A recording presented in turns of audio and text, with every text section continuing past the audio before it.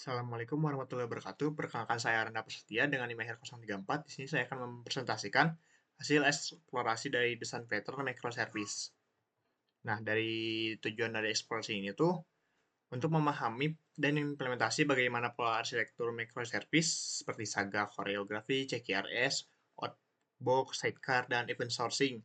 Nah, fokusan dari utama eh, eksplorasinya itu untuk tahu alur komunikasinya service itu bagaimana menggunakan event driver, Spring Boot, dan Apache Kafka, serta juga Kubernetes-nya gitu. Implementasinya untuk mengetahui kelebihan dan kekurangan dari teknis setiap pattern-nya. Nah, dari yang akan dibahas tuh dari Saga Choreography, video 1 video 2, CKRS, Transactional Outbox, Sidecar, dan Event Sourcing. Oke, yang pertama Saga Choreography. Nah, itu sebuah pattern microservice di mana terdapat suatu transaksi besar yang dipecah menjadi serangkaian berbagai service itu. Masing-masing si service itu menjalankan secara mandiri dan sinkronus gitu. Nah, dalam Saga Choreography itu tidak ada service terpusat seperti orkestra gitu. Terus service itu bertukar pesan melalui event driver seperti Apache Kafka gitu. Dan terdapat implementasi subscriber dan publisher-nya gitu. Seperti ini ilustrasinya. Nah, jika menggunakan monolitik, yaitu seperti order service dan payment service tuh mengacu pada satu database gitu, seperti order service membuat order, kemudian paymentnya membayarnya gitu ke database yang sama. Bagaimana dengan implementasi microservice-nya? Nah, contoh yang ini tuh implementasi menggunakan REST API gitu, seperti order service nih.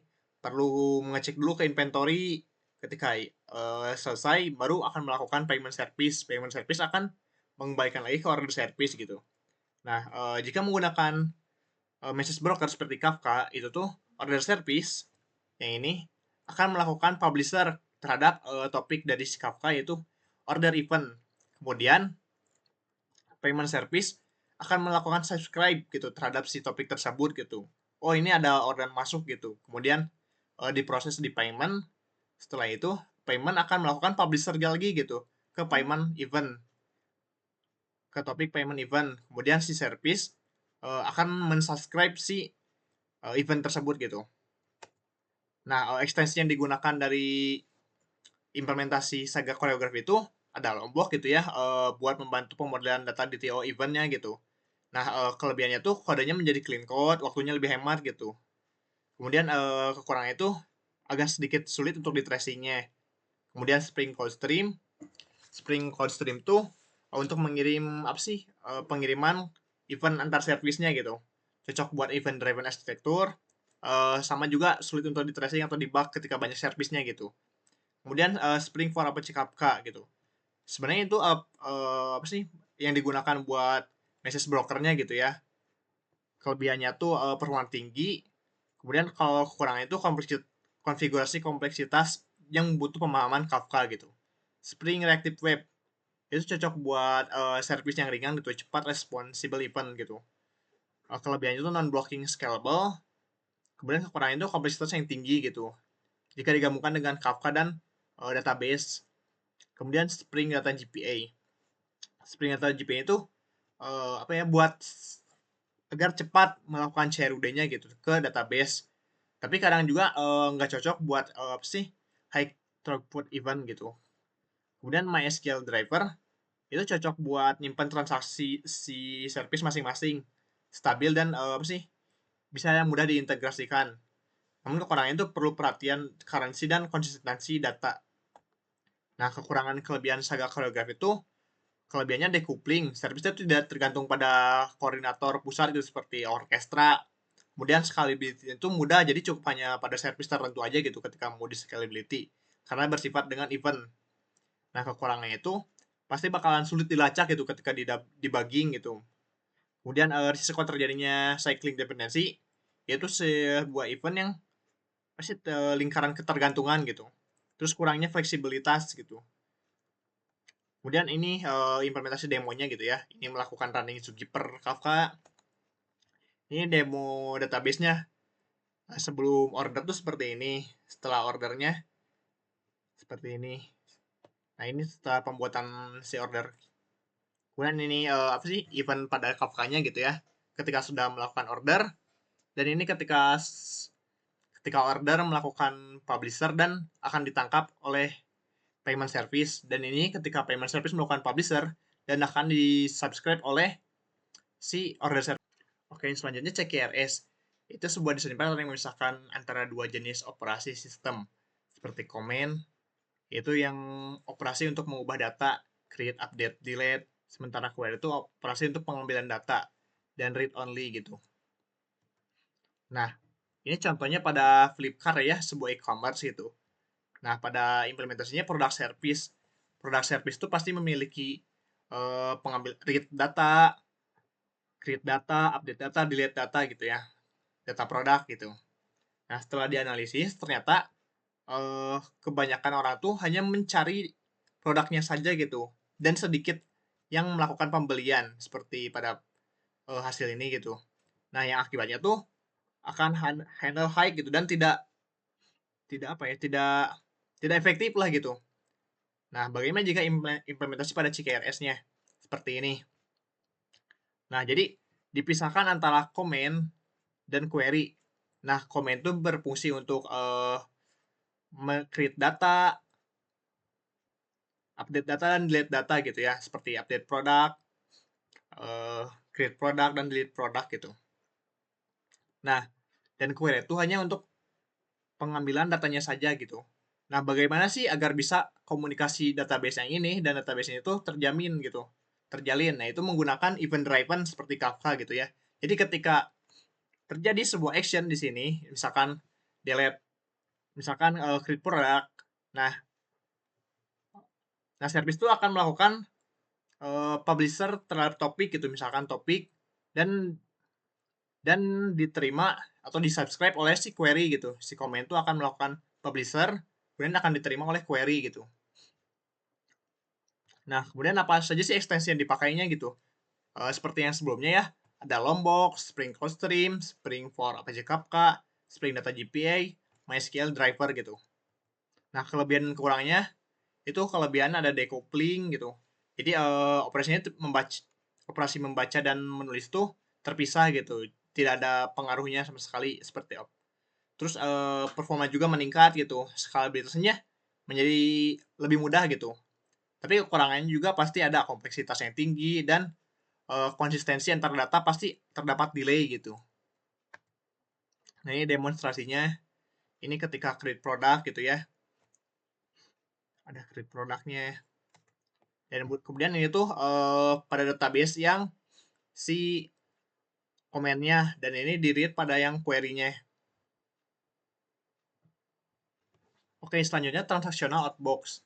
Nah, pattern itu dimana ketika ingin mengirimkan event ke message broker itu disimpan dulu ke database guna menjaga konsistensi data gitu. Nah, ini sebuah kasus tanpa outbox gitu ya. Nah, misalkan nih ketika terjadi order masuk nih, terjadi kesalahan, mungkin salah sintaks atau salah apalah gitu. Nah, itu tuh sudah terlanjur masuk ke message broker gitu ya. Udah terlanjur ke publish gitu. Dan pasti ketika si database itu di database order itu tidak ada gitu. Itu terjadi ketidakkonsistenan data gitu. Dan si message broker itu akan mengirim lagi ke inventory service, payment service gitu. Data yang salah gitu. Nah, jika menggunakan outbox tuh terdapat order puller gitu ya. Nah, si order service masuk nih, order gitu contohnya. Nah, akan melakukan perwriting ke dua database gitu, write data order dan data payloadnya gitu, apa gitu yang ada di ordernya gitu. Nah, misalkan nih, ketika salah satu terjadi kegagalan atau kesalahan, maka outbox ini tidak akan di write gitu. Nah, setelah di write, misalkan nih di outbox ini terdapat sebuah status atau sebuah data yang tidak diproses gitu. Nah, maka si puller tuh akan mengambil data tersebut dan akan mengirimkan atau mempublish ke Kafka gitu. Dan si Kafka ini bisa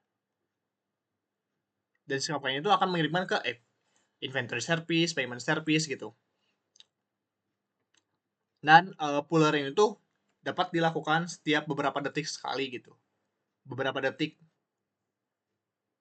dan iteratif gitu. Nah, ekstensi yang digunakan tuh seperti Lombok, Spring Cloud Stream, Spring Up for Apache Kafka, Spring Data GPA, MySQL Driver gitu. Kelebihannya sendiri tuh konsistensi transaksional gitu ya. Karena ketika terjadi kesalahan, pasti akan salah gitu. Kemudian reliabilitas tinggi, decoupling, sementara kekurangannya itu kompleksitas juga tambahan gitu ya karena microservice. Kemudian ada delay-nya gitu karena mengirimkan data melalui poolingnya gitu. Nah, ini demonstrasinya.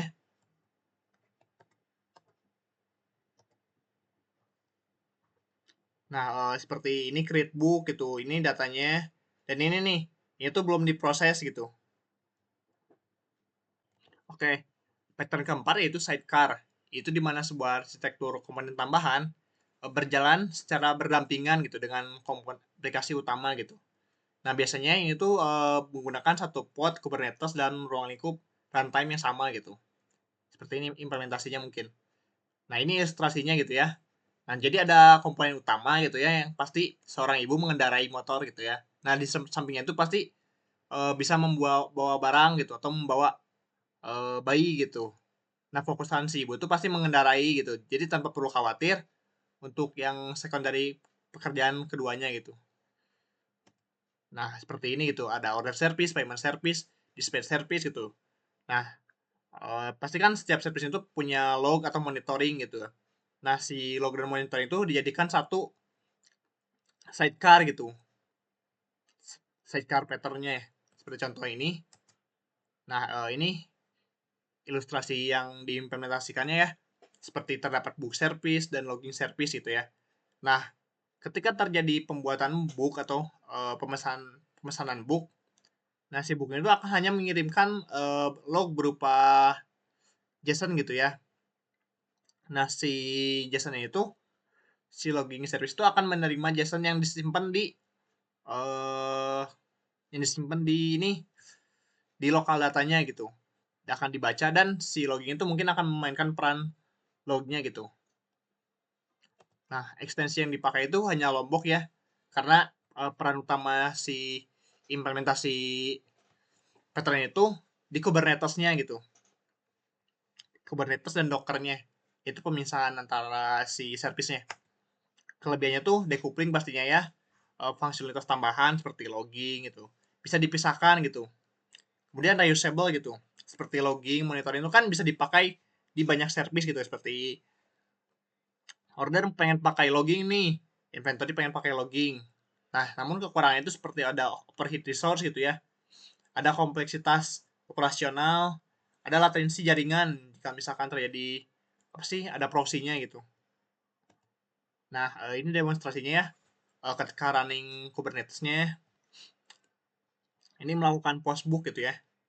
Postbook atau create book gitu. Nah, ini akan si book yang tadi itu akan disimpan di sebuah directory-nya gitu. Directory. Nah, seperti ini kontainernya berjalan di book service dan ada sidecar service. Nah, ini tuh terbaca ya seperti ini nih ada add book gitu. Ada ID dengan author James, kemudian ada add book lagi ID 2, authornya Peter dan ini ada ketika get booknya gitu. Jadi terlihat terpantau. Oke, pattern yang kelima yaitu event searching. Pattern ini di mana setiap perubahan state gitu ya, suatu entitas disimpan ke event yang terpisah gitu. Sehingga menyimpan current state secara langsung dan seperti sistem tradisional gitu. Contohnya seperti ini. Nah, sebuah e-commerce aplikasi gitu ya, seperti pengiriman gitu ya. Ketika pemesanan hingga pengiriman gitu ya. Nah, si order ID ini tuh pasti memiliki apa sih pembuatan pengiriman, dikonfirmasi gitu ya. Setelah dikonfirmasi bakalan di ship gitu ya. Kemudian akan dikirimkan, di shipping itu disiapkan, kemudian akan dikirimkan itu di deliver gitu. Nah, jika menggunakan satu table saja gitu ya, misalkan si order ini tuh ini kurang efektif gitu ya, akan ada penipuan, tidak terjadi si traceable-nya gitu datanya. Nah, dengan menggunakan event sourcing itu seperti ini gitu ya. Ketika create create order, kemudian dikonfirmasi gitu ya, dan dilakukan shipping dan di delivery-nya gitu. Ini tercatat semua gitu. Misalkan create-nya tanggal berapa, jam berapa, dikonfirmasinya jam berapa, ship-nya juga di jam berapa, dan di deliver-nya di tanggal berapa dan jam keberapa gitu. Ini berbeda semuanya, jadi terdapat tracing-nya gitu, setiap perubahan datanya. Nah, pada kasus implementasi praktikumnya itu, order service tuh hanya mencangkup create dan konfirmasi saja gitu. Sementara shipping service tuh dia dapat melakukan dia dapat melakukan ship gitu, perubahan pada ship dan delivernya gitu. Nah, untuk message brokernya sendiri itu pasti menggunakan Kafka ya untuk event seperti order pasti akan melakukan publish gitu ya ke Kafka, sementara shipper akan melakukan shipping service akan melakukan subscribe-nya gitu. Nah, ekstensi yang digunakan itu ya Lombok, Spring Cloud Stream, Spring for Apache Kafka, Spring Data GPA, Spring Start MongoDB. Jadi pakai database-nya MongoDB gitu. Nah, ini demonstrasinya ya. Ini ketika membuat sebuah order gitu ya, tercatat statusnya create gitu. Di timestamp-nya segini. Kemudian ketika konfirmasi ordernya gitu, order ID konfirmasi dan timestamp-nya juga ada ini tercatat juga berbeda dengan sebelumnya gitu ya. Ini 18, ini 9.30. Kemudian nah ketika sudah dikonfirmasi, si shipping service itu akan otomatis mengubah ke statusnya menjadi shipping gitu, shipped. Nih diubah pada jam segini gitu ya. Ketika menerima subscriber gitu ya dari si event Kafka-nya. Nah, kemudian shipping service melakukan delivery gitu, mengubah statusnya menjadi delivery gitu. Nah, delivery juga dicatat ke timestamp-nya seperti ini. Oke, selanjutnya itu kendala dan kesulitan yang saya alami ketika implementasi eksplorasi kelima pattern ini.